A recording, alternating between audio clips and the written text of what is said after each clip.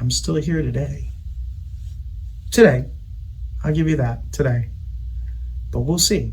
A serial police impersonator. The garbage disposal is a fuckboy, but I got it to work, right? Anyways, talk to you guys later.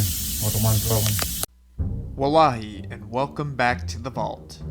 Today's video is an update to the Jeremy DeWitt court status. I've recently received a bunch of audio and video from another pair of police impersonators in Florida, but I put this on hold in order to provide this update. Now, I'm going to cover the charges in Orange County and Osceola County. Both jurisdictions have some interesting updates that I wanted to share with the true crime community. I'll start here with Orange County and wrap up with Osceola County, since there are a lot of updates and evidence requests that I need to go through.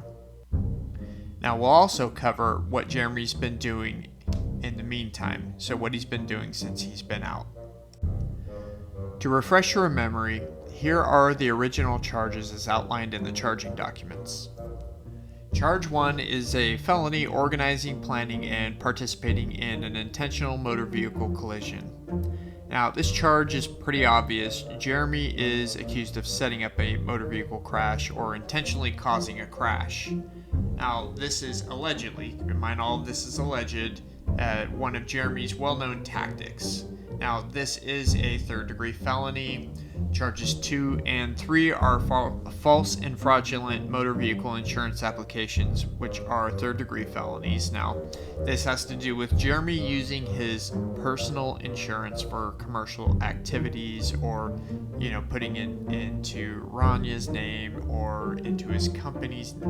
He kind of plays hopscotch with his different registrations as well as his insurance, and he only uses personal insurance. I don't think he's ever had commercial insurance for anything.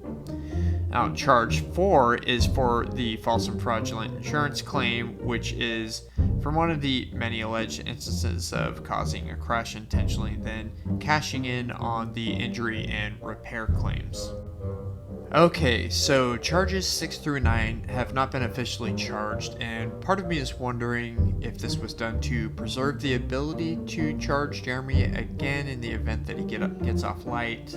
They kind of seem to be the more serious charges, which I don't know if they come from a second event or if they're just, part of something that they can use to leverage to maybe get Jeremy force him into some sort of longer sentence.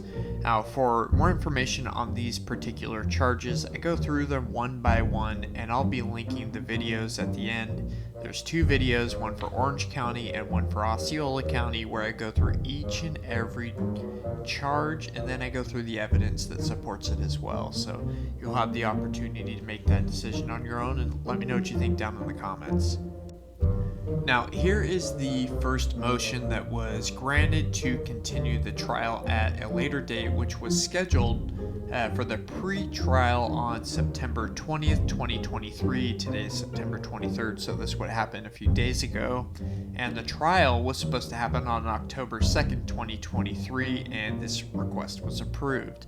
Now, as many of you know, you've been watching my channel for a while, you've been following me, you know that I was intending on going to this particular trial, but I've been waiting for the pre-trial to happen first, because once the pre-trial happens, then we know the trial is going to happen, because it's constantly moving and shifting, especially with these types of trials, and Jeremy's known for taking plea bargains, so I waited and I was smart to do so. Now, I am intending to go to the trial in December, which we'll get to here in a moment, okay? Okay, like I was talking about before, on the same day Jeremy's motion was approved, his public defender filed another motion of continuance in order to collect mitigation, to get an evaluation, which kind of makes me wonder if they're doing a psych evaluation on Jeremy, and to get some depositions from witnesses. Now, part of me wonders if Jennifer is going to be interviewed. It seems like all is not well in paradise, and I sense, my little spidey sense is telling me, Jennifer is turning on Jeremy again. This time, I have a feeling she's going to do it the right way and not put it all over the internet, but actually follow what the prosecution says to do and actually give them evidence, real evidence, and not back away this time, but we'll see. Now here is an updated timeline from Orange County. Now Orange County has yet to post the updated documents, but on September 20th, Orange County posted that the motion was approved and the pre-trial conference has been moved to November 29th and the trial has been moved to December 11th of 2023. Now that gives me about a 2-week timeline to put something together if in fact I am going to attend the trial. Now it kind of makes me wonder if they're going to be negotiating a plea bargain, and maybe that's why they're kicking the can down the road. Now here is what we know about Jeremy since he's been out of jail on bond.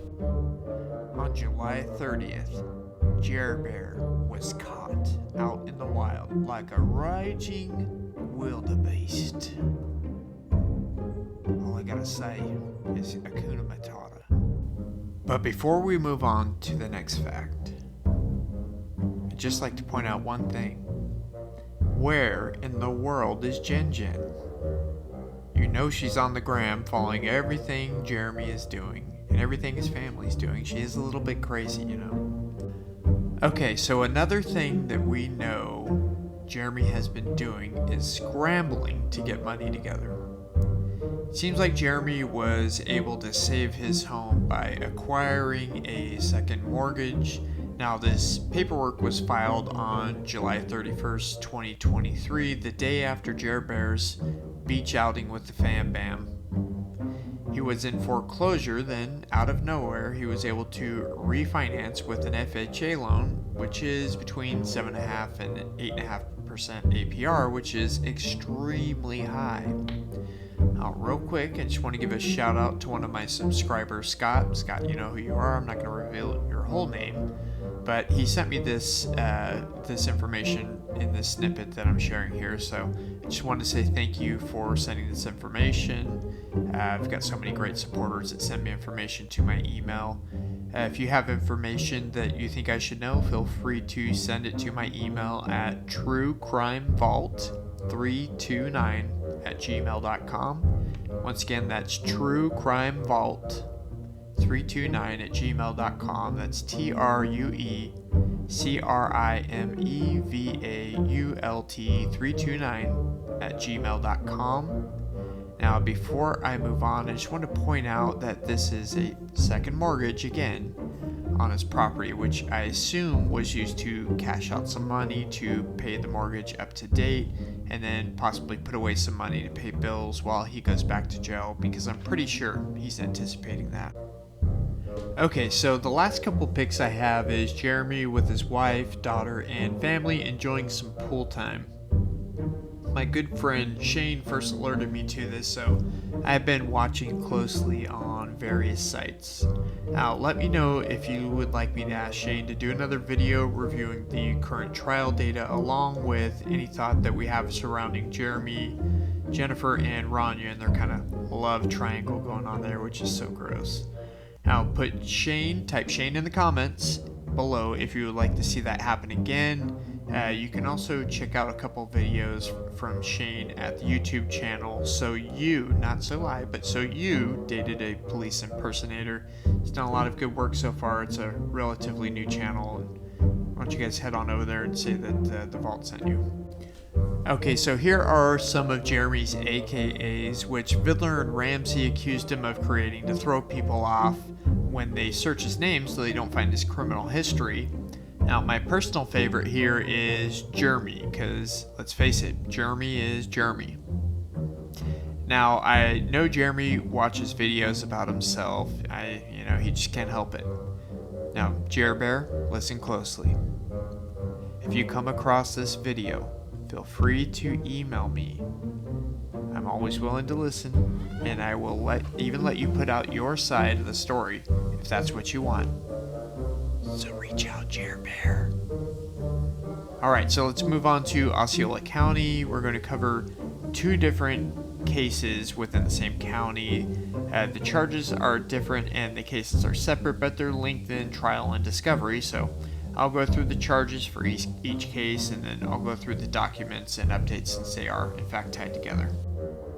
Okay, so as a quick refresher, here are the original charges for the first case. There are 9 total charges. All of them are felonies. If you look closely, all of the charges have to do with fraud and failure to properly register as an ex-offender. I'll go ahead and read through the charges. So first one is false and fraudulent motor vehicle insurance application, failure of an ex-offender to report insured vehicle, false and fraudulent motor vehicle insurance, false and fraudulent insurance claim under $20,000, communications fraud over $300, staged motor vehicle crash, false and fraudulent insurance claim under $20,000, communication fraud, and organized scheme to defraud under $20,000. Now keep in mind, I will be linking both detailed charges videos for Osceola and Orange County at the end of the video. Okay, now as you can see, they have reduced the charges down to 2 counts of failure to register as an ex-offender. Now folks, use your rhyming words, I can't say the actual word. Now this has to do with the fact that Jeremy would play games with this registration by not properly registering his vehicles with the ex-offender registry. He would register his vehicles under Ranya's name as to avoid having to have them on the registry, allegedly. So for the second case, the charges are pretty simple. There are 13 counts total. Counts 1 through 10 are failure to report the change in vehicle, and counts 11 through 13 are knowingly providing false registration information. That's pretty straightforward information. He didn't provide his information to the registration, which means he was probably hiding it in his wife's name, and you know, he had like 20-30 vehicles at one time. It was absolutely ridiculous, but he did have a fleet of vehicles for his business, so I mean, it kind of makes sense, but I don't know, nothing Jeremy does really makes sense. So okay, now these charges as well have been scaled back to just 2 failure to register charges, which makes me think they may be negotiating plea bargain, just like I said before. Let me know what you guys think down in the comments below. Do you think they're trying to negotiate with Jeremy and, you know, maybe holding some things back to say, okay, we can charge you later with X, Y, and Z? Let me know what you guys think, because realistically, if you go through my other videos, there's lots of evidence that Detective Warner laid out, and he's part of the Insurance Fraud Bureau. So yeah, let me know what you guys think. Go ahead and watch that other video as well. Now, on August 10th of 2023, the prosecution filed a notice of supplemental discovery. The prosecution is handing over a CD with the ex-offender registration videos that Jeremy is required to watch, which tells him the rules that he needs to follow. Now, it looks like they also have a USB flash drive with YouTube videos downloaded. Now, Jennifer Burton released a bunch of evidence against Jeremy on YouTube over the years, so this leads me to believe that Jennifer may have cooperated by handing over evidence based on the date. Jeremy got out of jail in June 2023, and by August, the prosecution files a notice of supplemental discovery, which can't be a coincidence. Jeremy gets out of jail, Jennifer thinks they are going to be together, and boom, Jen is alone again, and Jer Bear is back with his wife and kid. But wait, there is more. Now, on the same day, the prosecution filed an update to the types of evidence. Now, it looks like they have statements given by people as well as written and recorded statements, and we all know how Jeremy and Jen like to record each other. They have papers belonging to Jeremy. They have electronic surveillance, which leads me to believe that the police were either watching Jeremy or someone gave them ring camera footage and video from Jeremy's office. Now, if you remember, Jennifer had access to all of that. Now, they got some documents that belonged to Jeremy, which probably came from a search warrant search of his premises. There are some reports and statements from experts, which is probably related to insurance experts and psychologists. And they also got some papers that don't belong to Jeremy. And last but not least, they recovered things from Jeremy that have been tested for DNA. I'm not 100% sure what that would be for, but that's what the paperwork says, so, that's where we are. Okay, so on the same day, August 10th of 2023, the prosecution filed the prior criminal history. Now, in this filing, it seems as though the prosecution is trying to use Jeremy's criminal history against him as evidence of prior acts. Now, as most everyone knows, Jeremy has an extensive history of fraud and police impersonation. He's been arrested well over 30 times with multiple felonies and jail sentences. On September 12th, 2023, the prosecution filed another notice of supplemental discovery containing a DVD with jail calls. Now, if you spent 20 minutes on Fraudy International Operations channel, you would know that Jeremy is famous for dry snitching on himself through his jail calls, so this is probably what they're looking for. On September 13th, 2023, Jeremy's counsel filed a notice of taking depositions. They are requesting to take the deposition of Jeremy's probation officer, James Woods, on September 28th, 2023. Now, I know what you're thinking. James Woods, the famous actor? Nope. Just James Woods, the probation officer, which Jeremy cannot stand. So I'm sure he doesn't have anything good to say. On September 15th, 2023, Jeremy's counsel filed a motion to continue. The pretrial conference was scheduled for September 20th of 2023, and the trial was scheduled for a short time after. Now, Jeremy would be waiving his right to a speedy trial. Now, this happens a lot when people are out on bail. They try to extend as long as possible in order to get either their affairs in order or to create distance from their arrest to the trial, which clouds the memories of potential witnesses. R. Kelly was extremely famous for doing this. He committed a crime back in the late 90s. He was arrested in, I think, 2001 and didn't go to trial until 2008, so 7 years later. So, not saying Jeremy DeWitt is R. Kelly. Clearly doesn't have the money, but same tactics, nevertheless. Okay, now again on September 15, 2023, the prosecution submitted another notice of supplemental discovery. It looks like they received a cache of new jail calls from the STAC system, which I think is the archive system for jail and prison calls. They must have yielded a lot of information from the calls if they keep going back to the well. Let me know what you guys think. Okay, so next on September 18th, 2023, the prosecution once again filed a notice of supplemental discovery. They supplied another USB drive with YouTube videos, and I wonder whose videos these are. Could these be Metro State videos, Motor One's Movie, Real World Police, or perhaps it's PoliceTube, or, God forbid, his uncle, or even Fraudy? Let me know who you think these videos are in the comments below. And while you're at it, don't forget to like the video and subscribe. Okay, finally, the motion of continuance was granted. The new pretrial date is November 17th of 2023, and the new trial date is December 5th of 2023, once again giving me a couple of weeks to get my act together.